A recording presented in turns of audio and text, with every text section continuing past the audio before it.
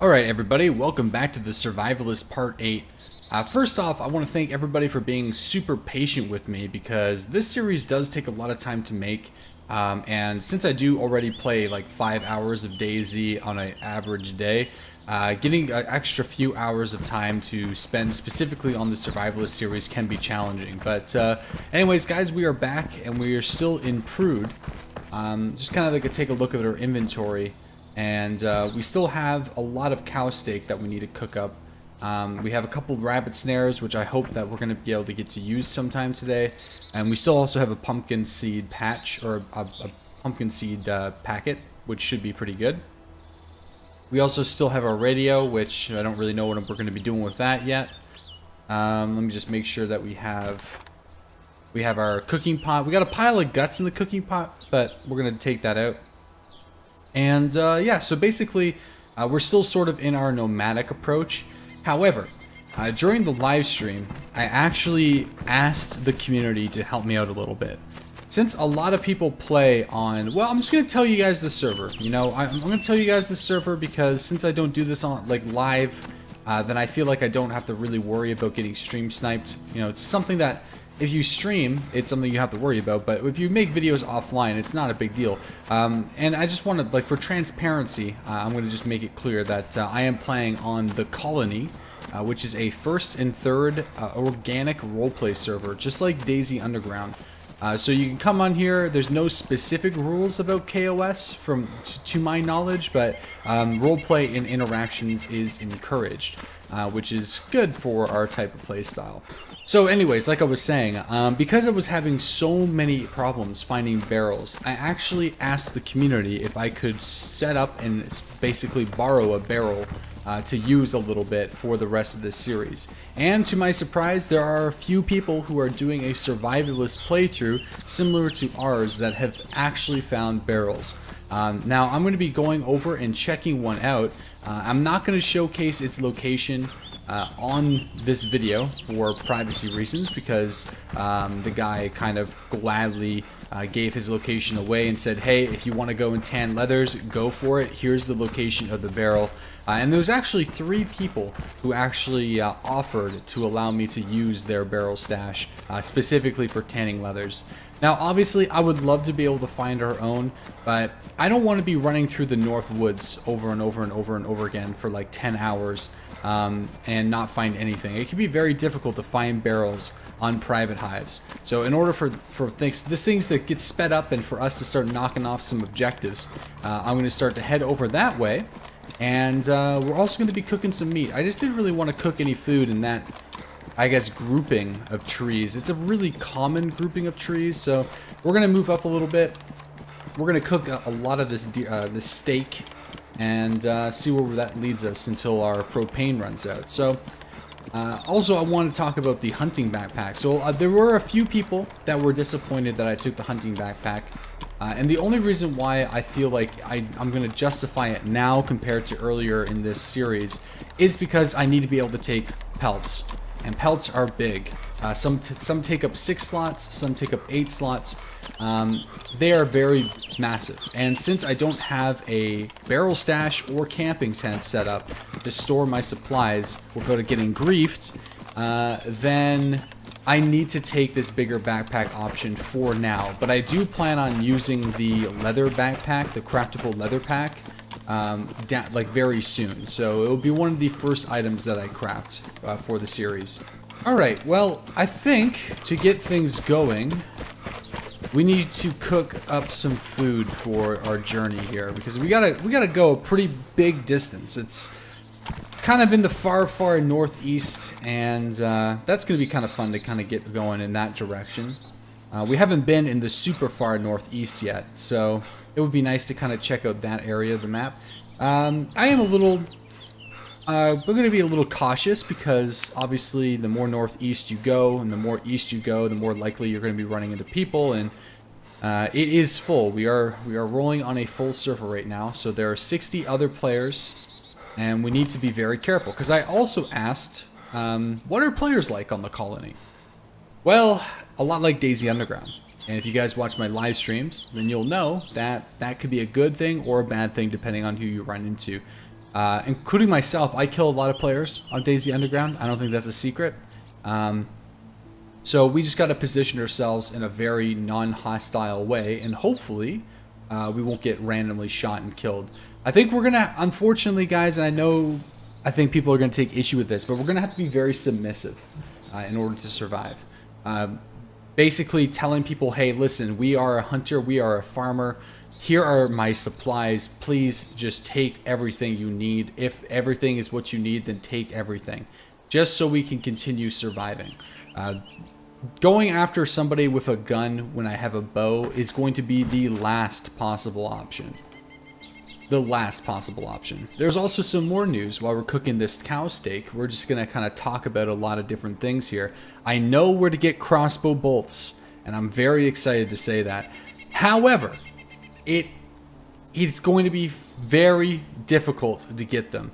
They spawn in lemonade stands at military camps. So North Tents at the Northwest Airfield and the lemonade stands at Meshkino Military Base. Hopefully our propane's going to run out here soon, just FYI, but that's alright. We'll go looking for more. I also got some insider information from a few of you survivalists out there on how the rabbit snares work.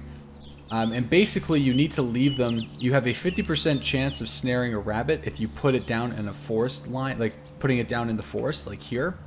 And a 25% chance if you put the snares down on grass. You leave, I believe it is about anywhere between 200, 300 meters away plus for about 5 minutes. And then you come back and the snare will either be triggered or it will have a rabbit. So it'll be triggered with a rabbit or it'll be triggered without a rabbit. So they do still work. I know there are a few people in the comment section of last video who were telling me that they just flat out don't work. And they do. So we'll have to give that a try and test it out for ourselves. That did not take very long at all to cook all of that cow meat. That is insane. Gotta continue our journey to find this barrel. I wouldn't mind a leather, we need a leather sewing kit as well. There's a couple things that we do need. Taking my hat and my face mask off for a little while because I see my character's overheating a little bit. I'm also going to try to get drenched. I'm rapidly warming up. So the next creek that we see, we'll hang out there for a little bit. So I have some really great news, guys. Number one, we have a barrel that does not have holes poked in it. Alright, that's nearby. I'm not going to be showing the exact location on stream, but it's nearby and ready to go. And it's in a very decent position, so I'm not even going to really move it. I might move it out just for just like displaying purposes for whenever we are going to be tanning leathers. But for now, I don't think I'm going to be doing much. So I think I'm going to be moving a little bit towards one of these northeastern villages. Kind of set up shop a little bit and then do some rabbit snare trapping and also look for some more wires. And I guess it would be a good time to sit down and eat. There's a lot of really great pine trees that would also make some nice tent stashes in this area as well, and I might consider doing that. In fact, I will consider doing some tent stashes. Just for things like that, so use as well. Alright. There we go, guys. Hydrated, bright green, energized, bright green. I'd say that's probably the first time in this series that we can safely say that we're both bright green hydrated and bright green energized. We need to find ourselves some leather sewing kits and also some garden lime for tanning. And that's what we're gonna be doing right now. So we're gonna be searching for those pieces of equipment. The only problem is we're kind of near some really popular areas. So I'm gonna try to avoid player contact if possible, because we're so close. But I'm also gonna set up some rabbit snares too. So while we're going into this camp, we're gonna set some rabbit snares in the woods. And hopefully we can actually catch some rabbits and tan the rabbit pelts. Because the rabbits actually have 2 pieces of leather each, which is really weird. I feel like that's a little bit too crazy for rabbits. I don't think anybody really wears rabbit skin to anything, but I could be wrong. But we're going to try to snare some rabbits, and if we can, get some of our first pieces of leather and start storing them into the barrel. Let's set up these snares directly across from this cafe gate. We'll set up the snare. Set up the snare here. All right. And we'll also set up a snare here. Absolutely no idea where it is, but we'll have to find it later. Let me see if I can get an eye on it. No, this one's kind of deep into the ground here. I think for the tanning process, though, I will be showing you guys the barrel. Okay, so step one, we have some garden lime, which is necessary for tanning leathers, which is awesome. Now some more wire would be nice. I'm also going to cut up this burlap. I'm cutting up all the burlap that I've been finding because, who knows, I might actually make a ghillie suit down the road, just for fun.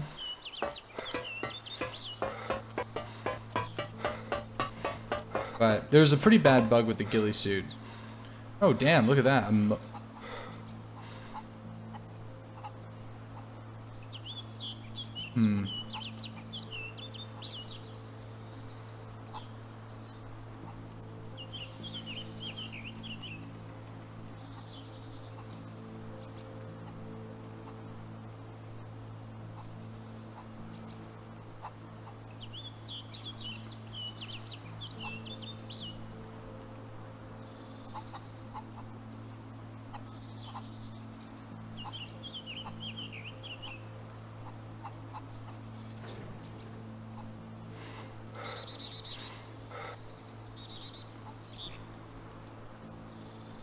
Could have sworn that I heard somebody outside. There's a crossbow there, and a Mosinagant. The crossbow I'm going to remember, because I think I'm going to take that eventually and stash it into the barrel. But the barrel is not really that close to my location right now. It is about a 15-minute walk from this town. So yeah. I got the strangest feeling that we are not alone right now. Hey, look at that. We're actually got the healthy status, too. Kind of a mouthful of status. Hot, soaked, healthy, stuffed, hydrated, energized. The vehicle down the street on the road. I don't think it's drivable, though. I did not open these.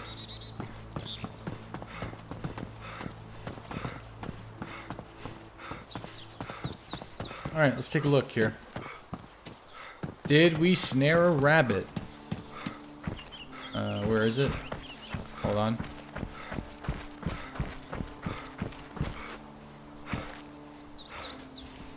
No, this is not, this one, unfortunately, did not snare a rabbit. Don't really know what happens when you break down to the wooden stick. Maybe it consumes the wire. But let's just put this back in our inventory here. Oh, hey, look at that. There it is. We got one. We got ourselves a rabbit, guys. Look at that. Success! Hey, and the snare is still in good condition. How about that?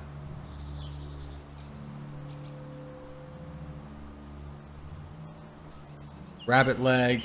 Yeah, that's what we want. We want the rabbit pelts. Any useless items I can drop here? Second bottle. We don't need that. I would love to make a fish trap, but it's not needed. Alright, awesome. Rabbit pelts.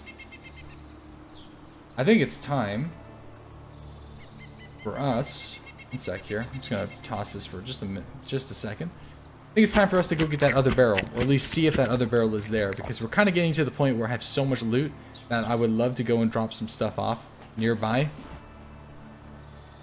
And this is going to be our first pelt of the day.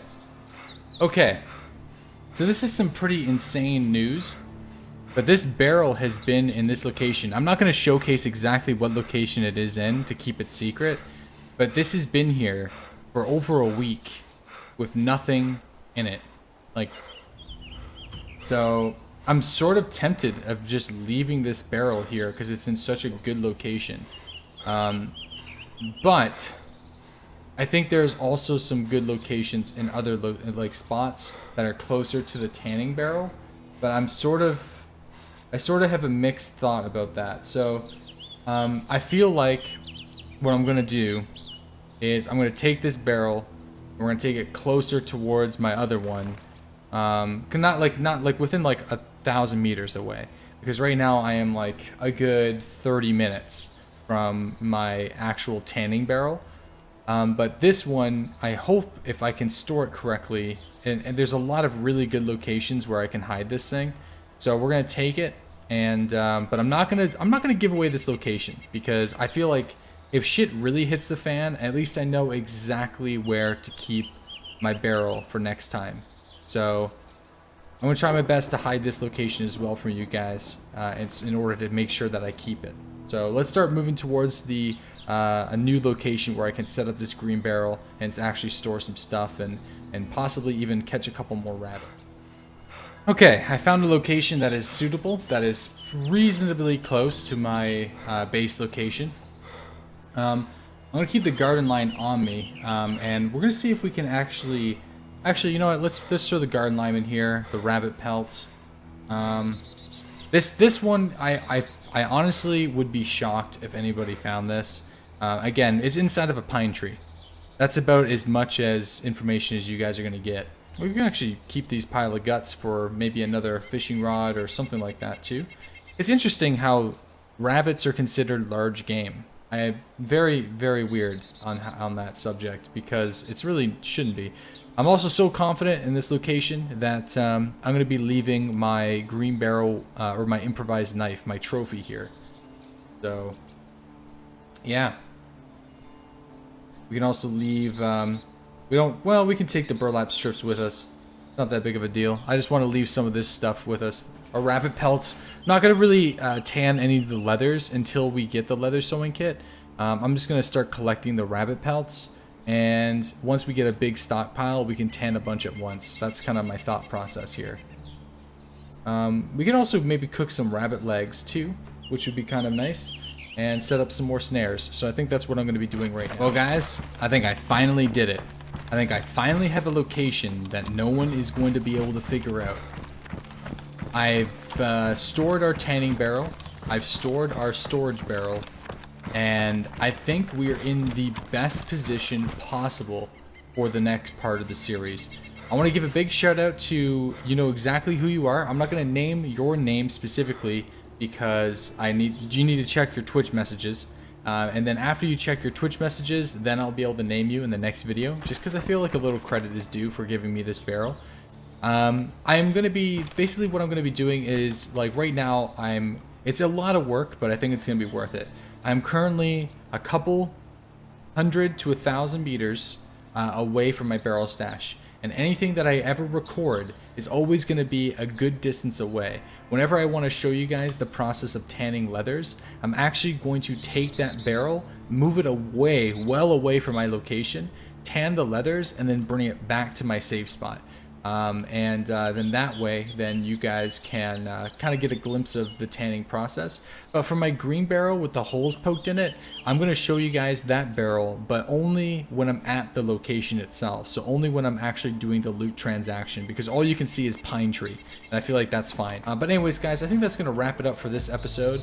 We were able to finally get the barrel that we so desperately needed. We were able to snare a rabbit successfully.